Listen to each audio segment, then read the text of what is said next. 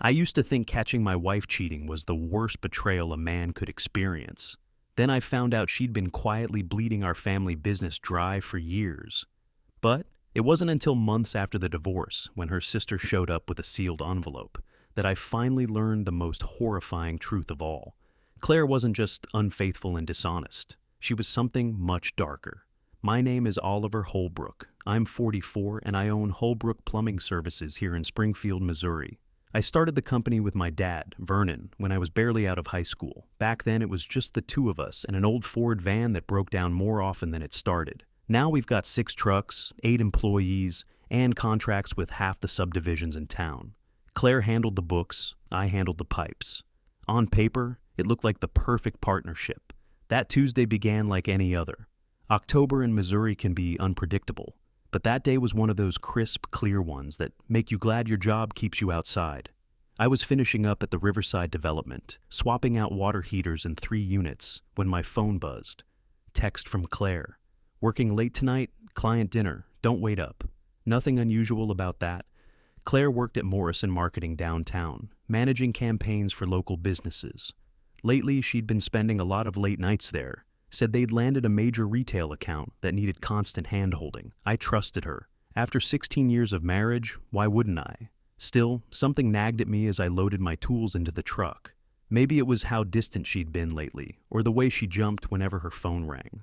Little details that didn't quite fit, like pieces from different puzzles. Around 7, I decided to surprise her. I swung by her favorite Italian place, picked up her go-to order, and headed downtown. I told myself she'd appreciate the gesture, but the truth is, I missed her. Between my long hours and her demanding clients, we'd become 2 ships passing in the night. Morrison Marketing operated out of a converted warehouse. Lots of glass, exposed brick, polished concrete, very sleek, very Claire. I parked across the street and grabbed the takeout bag. That's when I noticed her car in the lot. The blue Honda she'd driven for 5 years, parked right next to a black BMW I didn't recognize. Most of the building was dark, except for a few lit windows on the 2nd floor. Through the glass wall of a conference room, I spotted Claire's silhouette. She wasn't alone. A man in a suit stood close to her, too close for anything that could be called professional. I froze on the sidewalk, takeout cooling in my hands, as I watched him reach up and tuck a strand of hair behind her ear. My world tilted. Claire laughed, that same musical laugh I'd fallen in love with 20 years ago, and leaned into him. Then they kissed, slow, familiar, like this wasn't their first time, or their 10th. My hands shook as I fumbled for my phone, like some nervous teenager, and snapped a photo through the glass. The image seared itself into my brain. My wife of 16 years wrapped in another man's arms, both of them smiling without a care in the world. The pasta might as well have been a sack of bricks as I walked back to my truck. I climbed in, staring at the photo for a solid 10 minutes before I could even turn the key and drive away. I couldn't go home. I couldn't face our kitchen, her mug in the sink, her book on the nightstand, all the little reminders of the life I thought we shared. Instead, I drove out to the Comfort Lodge off Highway 65, paid cash for a room, and sat on the scratchy bedspread, just staring at that photo. Claire's face tilted up toward the stranger, her hand resting on his chest like she belonged there. I zoomed in, studying him. He looked familiar somehow, well-dressed, confident, exactly the kind of guy you'd expect to climb out of a black BMW. But I couldn't place him. Around midnight, my phone buzzed again. Another text from Claire. Just finished? Heading home now. Love you? Love you. The words slapped me across the face. I turned off the phone and tried to sleep, but every time I closed my eyes, I saw them together. By morning, I felt like I'd taken a pipe wrench to the skull. I called my foreman, Bobby, and told him I was sick. It was the first time I'd missed a day of work in 3 years, but I couldn't risk dealing with customers while that kind of rage was boiling in my chest. Instead, I drove to Sunset Manor to see my dad. Vernon Holbrook, 71, still sharp as a tack, despite what the doctors said about his memory. He'd built his plumbing life from nothing and taught me everything: how to fix a leak, how to run a business, and what it meant to be a man. If anyone could help me think straight, it was him. "You look like hell, son," he said as I walked into his small apartment. He was sitting in his old recliner, reading the morning paper like he had for the last 50 years. "Dad, I need to ask you something, I said, sinking into the chair across from him. When you suspected Mom was stepping out, what did you do? His face darkened. My mother left when I was 12, ran off with a traveling salesman. Dad never talked much about those days, but I knew it had nearly destroyed him. I gathered proof, Vernon said quietly. Couldn't accuse her without being certain. But Oliver, once you know for sure, you can't unknow it. You ready for that? I nodded, even though I knew I wasn't ready for any of this. How do I find out who he is? I asked. Dad leaned forward, his weathered hands gripping the arms of his chair. You start digging, careful, and you document everything. If this goes where I think it's going, you're going to need ammunition. He was right. I couldn't just storm in and confront Claire with one blurry photo. I needed facts, evidence, the full picture. Dad had always said, measure twice, cut once. The same rule applied here. That afternoon, I drove past Morrison Marketing again. The black BMW sat in the same spot. I wrote down the license plate number and waited. Around 5:30, Claire walked out of the building with the same man from the night before. They headed toward their cars separately, but the way he looked at her, the small smile they shared, it told me everything I needed to know. I followed him to an upscale apartment complex on the other side of town, watched him park and disappear inside. The next day I was done wondering. I was going to find out exactly who this guy was. That morning, I did something I'd never done in 16 years of marriage. I went through Claire's things. I started with her purse while she was in the shower, my hands shaking like I was robbing my own house. Inside, I found receipts from restaurants I'd never been to, gas stations across town we had no reason to visit, and a credit card I didn't recognize. The card was tied to our Holbrook Plumbing business account. Claire had always managed the books, said it made sense since she understood the marketing and vendor expenses. I'd trusted her completely. Turned out, that was the biggest mistake of my life. After she left for work, I drove straight to First National Bank. Helen Rodriguez, our account manager for the last 10 years, greeted me with the same warm smile as always. Oliver, what brings you in today? She asked, motioning toward her desk. I need to take a look at our business statements, Helen, I said, trying to keep my voice steady. Claire mentioned some discrepancies she wanted me to check. Helen pulled up our accounts on her computer, and what I saw made my blood run cold. There were transfers to companies I'd never heard of: Kellerman Consulting, Premium Solutions, LLC, Strategic Marketing Group. None of them were for huge amounts, never more than about $2,000 at a time, but they were frequent. Over 6 months, nearly $23,000 had disappeared from our business account. Helen, can you print the statements going back 2 years? I asked, my jaw clenched so tight it hurt. Of course, Oliver. Is everything all right? Just being thorough, I lied. Back in my truck, I spread the printed statements across the dashboard. The pattern was obvious. Claire had been quietly siphoning money out of the business and covering it up with fake vendor payments. The same woman who kissed me goodbye every morning had been stealing from our family for years. My phone rang. It was Mateo, my 22-year-old son from my first marriage to Nina. Dad, you sound weird, Mateo said. Everything okay? Mateo was studying business at Missouri State. Sharp kid with his mom's instincts. I'd always been honest with him, but this felt too raw to unload over the phone. Just work stuff, son. Hey, you still taking that forensic accounting class? Yeah, why? You got some white-collar crime you need solved? He joked. Maybe. Can you meet me tonight? I need someone I trust to look at some numbers. There was a pause. Dad, you're freaking me out. We'll talk tonight, son. Bring your laptop. Before that, I had one more stop to make. I'd already figured out who BMW Guy was from the apartment complex directory, Shane Kellerman, the same name I'd seen tied to Kellerman Consulting, the company draining our account. Time to learn exactly who was sleeping with my wife and stealing from my business. For the next week, I played the devoted husband while quietly building my case. I brought Claire coffee in bed, complimented her haircut, even suggested we plan a weekend getaway. All the while, I documented everything, every lie, every suspicious phone call, every late night at the office. The hardest part was pretending everything was fine around 6-year-old Lily. Every day when I got home, she'd run to me, wrap her little arms around my neck, and tell me about school. She had no idea her whole world was about to crumble. "Daddy, why don't you and Mommy laugh together anymore?" Lily asked one evening while I helped her with homework. The question hit me like a wrench to the ribs. "What do you mean, sweetheart? You used to laugh at Mommy's jokes. Now you just smile with your mouth, not your eyes. Kids see everything." I pulled her into a hug and breathed in the scent of her strawberry shampoo. "Sometimes grown-ups get busy and forget to have fun," I said softly. "But that doesn't mean we don't love each other." The lie burned on my tongue, but I wasn't about to drop the truth on a 6-year-old.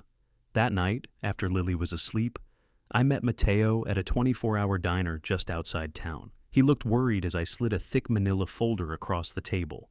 "Dad, what is all this?" he asked, flipping through bank statements and printed emails. "Your stepmother's been stealing from the business," I said. "I need you to help me prove it." Mateo's face went pale. "Are you sure? Maybe there's some explanation, Dad." "Son, I caught her with another man," I cut in. "The money is just the cherry on top of this disaster."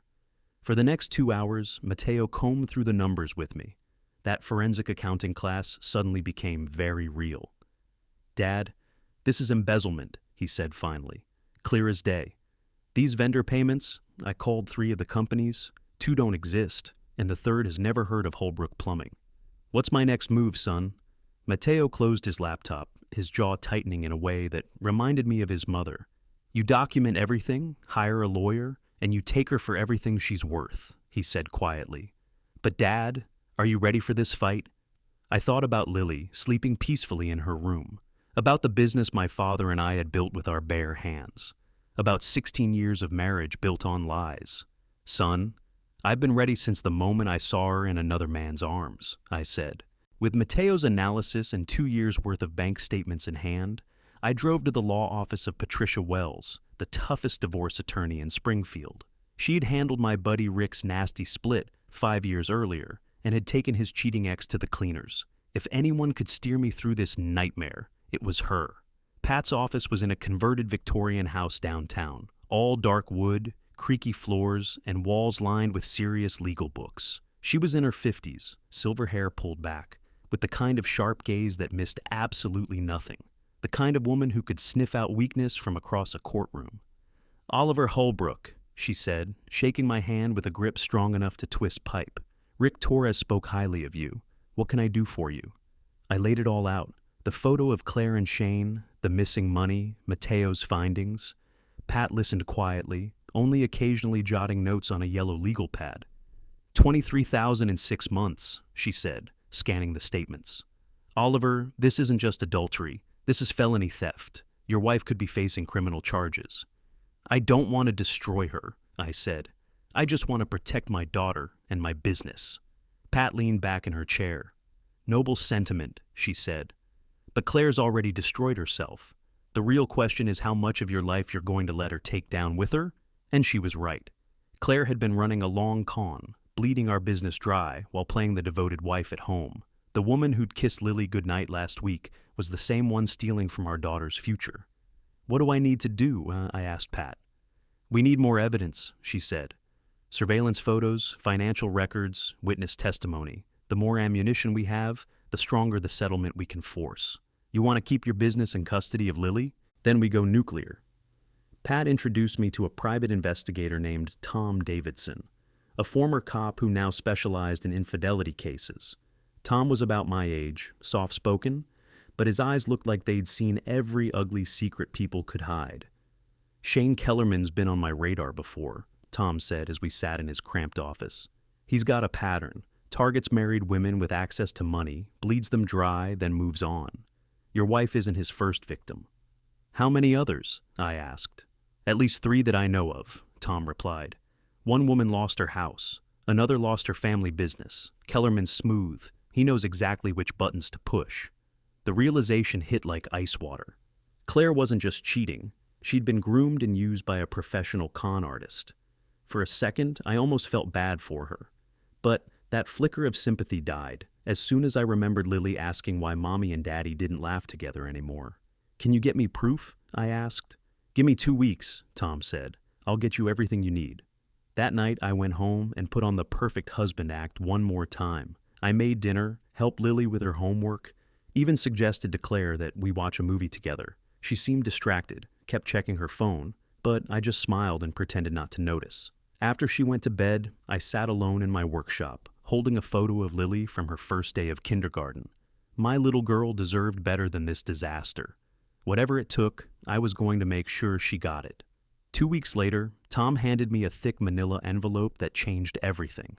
Inside were photos of Claire and Shane at restaurants, at hotels, walking hand in hand through downtown Springfield like they didn't have a care in the world. There were financial records tying Shane to similar schemes with other women and bank deposits into Claire's personal account that matched the missing money from our business. "Your wife's been funneling money to Kellerman through bogus consulting fees," Tom explained. "He takes his cut. She keeps the rest. They've got about 40 grand sitting in a joint account in Kansas City. $40,000. Nearly 2 years' worth of profits from our business.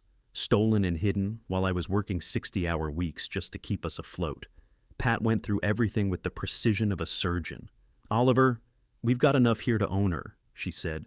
"Embezzlement, adultery, fraud. She'll be lucky to avoid jail, never mind getting custody or alimony." "What about Lily?" I asked. "I don't want her to watch her mother get arrested." "We'll keep it quiet," Pat said. "We offer Claire a settlement. She gives up any claim to the business and agrees to limited custody in exchange for us not going to the DA. Most cheaters take that deal rather than risk prison."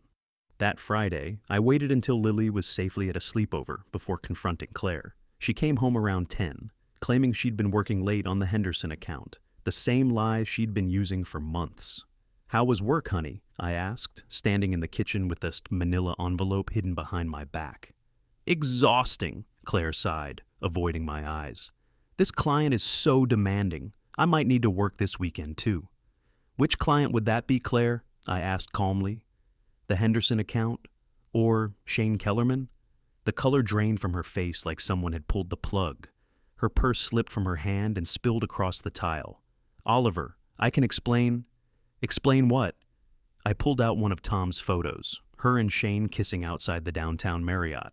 "Explain this? Or maybe you'd rather explain the $40,000 you've stolen from our business." Claire collapsed into a kitchen chair, her hands trembling. "How long have you known?" she whispered. "Long enough," I said. "Long enough to hire a lawyer. Long enough to bring in an investigator. Long enough to document every lie you've told me for the last year." She looked up at me, eyes full of tears, and for half a second I almost felt that old instinct to protect her. Almost. "Oliver, Shane said we could start over, that he loved me."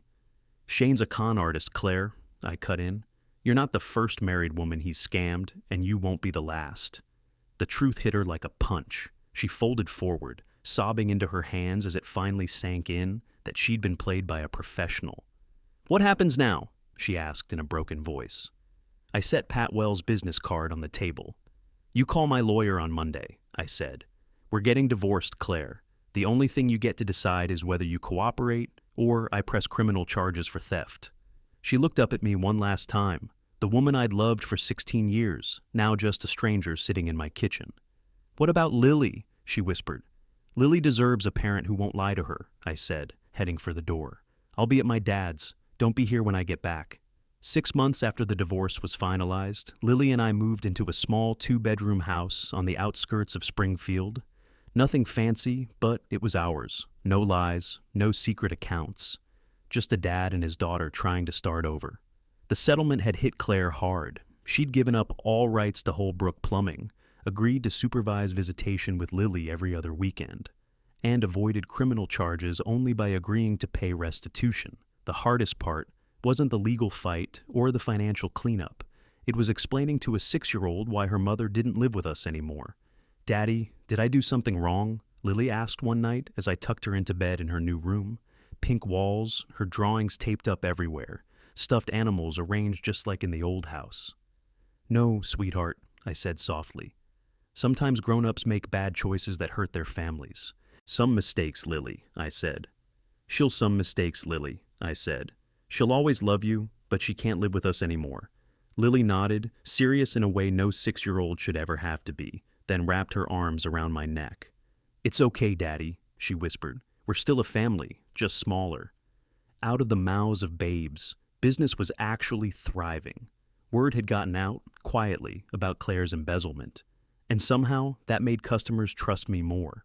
They saw a man who'd been betrayed, but handled it with dignity, protected his company and his daughter without going scorched earth. Contracts started pouring in faster than we could keep up. Matteo had graduated early and joined the business full-time, bringing in fresh ideas and all the latest tech. Having my son as a partner felt like closing a circle my father had started decades ago. "Dad, we need to talk about expanding," Matteo said one afternoon as we finished installing a new water heater system. "We've got more work than we can handle, and I've got ideas for growing the company." "What kind of ideas?" I asked. "Commercial contracts, office buildings, apartment complexes, big money, steady work. But to do that, we need more crews, better equipment." I looked at my son, 22, sharp as a tack, with the same drive my dad had when he built Holbrook Plumbing from nothing. "You think we're ready for that?" I asked. "I think we're ready for anything, Dad," he said. "The real question is, are you ready to trust someone with the books again?" That one landed hard. After Claire's betrayal, I'd taken over every financial task myself, late nights balancing ledgers, paying bills, tracking every dollar. But Matteo was right. If we wanted to grow, I couldn't keep doing it all alone. "We do this together," I said finally. "Full partnership. Your name on the business license. But we both sign every check over $500. Matteo grinned, that same boyish smile that used to get him out of trouble when he was 10. "Deal. But I want one more thing," he said. "What's that?" "We changed the name to Holbrook and Son Plumbing. 3 generations of Holbrook men building something that lasts." I shook his hand, feeling my father's pride like a presence in the room. "Holbrook and Son it is," I said. Life settled into a steady rhythm. Lily was thriving at her new school. Matteo and I were turning the business into something bigger than my father had ever dreamed. I'd even started dipping a toe back into dating. Nothing serious, just coffee now and then, with Sarah, the elementary school teacher who lived down the street. Then Nina showed up. My ex-wife appeared at my front door on a Saturday morning, looking older than when I'd last seen her, but still carrying herself with the same quiet confidence that had drawn me in 25 years ago. Lily was at Claire's supervised visit that weekend, so it was just me and the woman I hadn't really spoken to in 2 years. "Hello, Oliver," Nina said, her voice softer than I remembered. "Can we talk?" We sat on the back porch, sipping coffee and watching the sun climb over the Missouri hills. After our divorce, Nina had remarried and moved to California with her new husband. Every now and then, I'd wondered what might have happened if we'd fought a little harder instead of walking away when things got tough. "I heard about Claire," Nina said finally. "Matteo told me some of what happened." "He shouldn't have worried you with our problems," I said. "Our son was worried about his father," she replied. "That's what good kids do." She studied my face for a moment. "How are you holding up?" "Better than I thought I would," I admitted. "Lily's adjusting. Business is good. We're managing." Nina nodded, then reached into her purse and pulled out a manila envelope. Instantly, my stomach tightened. "Oliver, there's something you need to know about Claire's family," she said. My blood ran cold. "What about them?" "Claire has a sister," Nina said. "Her name is Amy, and she's been trying to reach you for weeks. Apparently, Claire never mentioned her during your marriage." "No," I said slowly. "Claire told me she was an only child. Said her parents died when she was young." "That was a lie," Nina replied. "Amy's been looking for Claire since she disappeared 3 weeks ago." The coffee mug slipped from my hand and shattered on the porch boards. "What do you mean, disappeared?" I asked. Nina handed me the envelope. "Amy hired a private investigator. Claire and Shane Kellerman vanished from Kansas City the same day your divorce was finalized. Cleaned out their joint account, abandoned their apartment, just gone." I opened the envelope with shaking hands. Inside were photos of Claire and Shane, police reports, bank records showing large withdrawals. At the bottom was a handwritten note. "Mr. Holbrook, my sister Claire, is missing. The police won't help because she's an adult who left voluntarily. But I know something is wrong. Claire would never abandon her daughter willingly. Please call me Amy Patterson." "Nina, why are you bringing this to me?" I asked quietly. "Because no matter what Claire did to you, she's still Lily's mother," Nina said. "And if something's happened to her, I stared down at the photos, remembering the broken woman who'd sat in our kitchen 6 months earlier, finally realizing she'd been manipulated by a professional con man. "What do you think I should do?" I asked. Nina stood, brushing off her jeans. "I think you should call Amy Patterson," she said. "Not because you owe Claire anything, but because one day Lily is going to ask what happened to her mom, and you'll want to be able to tell her you did everything you could to find out." 2 months after that conversation with Nina, I was working late in my home office when the doorbell rang. Through the peephole, I saw a woman who looked startlingly like Claire. Same dark hair, same delicate features, but her eyes were tired, like they'd seen a lifetime in a few years. "Mr. Holbrook, I'm Amy Patterson, Claire's sister. I've called several times, but—" "I know who you are," I said, opening the door wider. "Come in." Amy sat on my couch, clutching a manila envelope so tightly her knuckles were white. She looked worn down, like she'd been driving for days without sleep. "They found Claire's body yesterday," Amy said bluntly. "In a lake outside Denver. She'd been there for weeks." The words hit like a physical blow. For all the damage Claire had caused, hearing she was dead didn't feel real. My mind went instantly to Lily, asleep upstairs, completely unaware that she would never see her mother again. "What happened?" I managed. "Police are calling it a suicide," Amy said, bitterness creeping into her voice. "They say she drove her car into the lake, probably couldn't live with the guilt. Neat little story for their files. But I know my sister. Claire was a lot of things, but she wasn't a quitter." Amy opened the envelope and drew out a handwritten letter. "The police found this in her hotel room," she said, "sealed with your name on it. They released it to me as next of kin." My hands shook as I took the letter. Claire's handwriting covered 2 pages. "Oliver, if you're reading this, something's gone wrong. I know you hate me, and you have every right to. I destroyed our marriage, stole from our business, and worst of all, I hurt Lily. But you need to know the truth about Shane." She wrote that Shane wasn't just a con artist, he was dangerous. That when she tried to leave him after the divorce, he threatened to hurt me and Lily if she stopped stealing money. "I was trapped, Oliver. Every dollar I took was to keep him away from our daughter. I've been planning to disappear, to lead him away from Springfield so he could never find you or Lily. If something happens to me, please protect her. Shane Kellerman is not who he pretends to be. He's hurt other women, and he'll hurt more if someone doesn't stop him." She admitted she had no right to ask anything of me, but begged me not to let Lily grow up thinking her mom was only a thief and a cheater. I loved her more than my own life. Everything I did wrong was to keep her safe.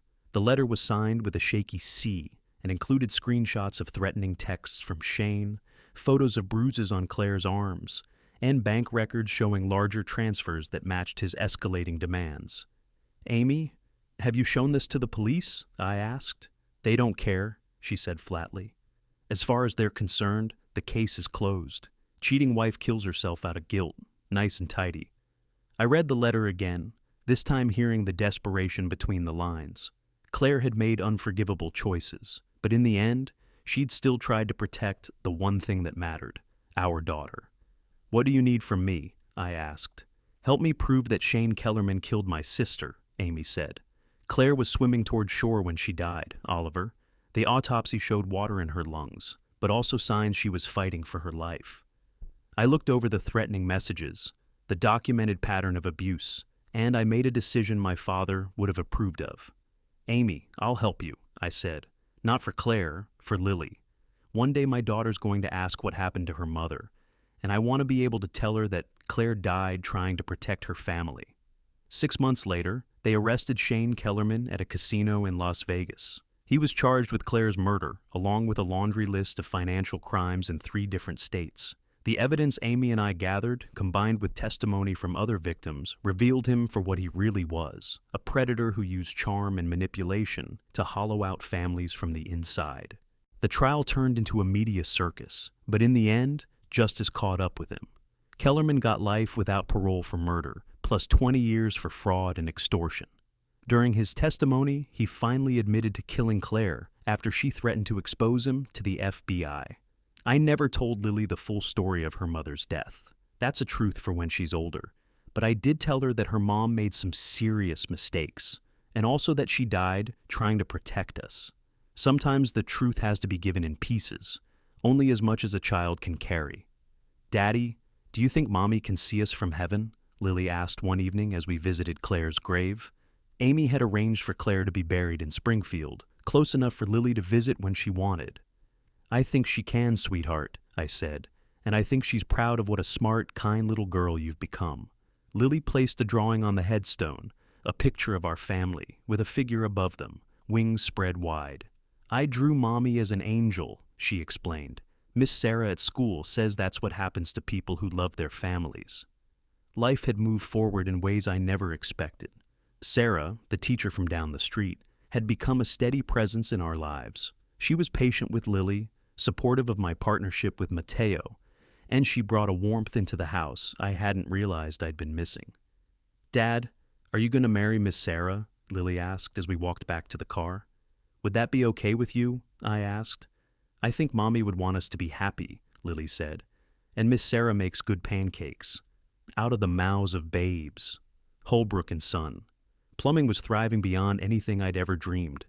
Mateo's business sense and my experience had turned it into something my father would have been proud of. We'd expanded into commercial projects, hired 6 new employees, and were bidding on a contract to handle the plumbing for the new hospital going up downtown. Amy Patterson had become an unexpected ally, maybe even a friend. She visited once a month, giving Lily a link to Claire's family, while always respecting the boundaries of our new life. Some relationships are forged in crisis and tempered by a shared purpose. That evening, I sat on my back porch with a beer, watching Lily and Sarah plant flowers in the garden. The sun dipped behind the Missouri hills, bathing everything in gold, and for the first time in years, I felt real peace. My phone buzzed with a text from Nina. "Saw the news about Kellerman's conviction. Proud of you for seeing it through. Lily's lucky to have you as her father. I'd learned that being a man wasn't about dodging hardship. It was about standing up to it, protecting what mattered, and building something better out of the wreckage. Claire's betrayal had nearly broken me, but it had also shown me exactly what I was capable of when everything was on the line. Tomorrow would bring new problems to solve, new chances to prove myself as a father, a businessman, and a man. But tonight, watching my daughter laugh with the woman who might one day be her stepmother, I was content. Because some things, the important things, can't be stolen or destroyed. They can only be built, one honest choice at a time.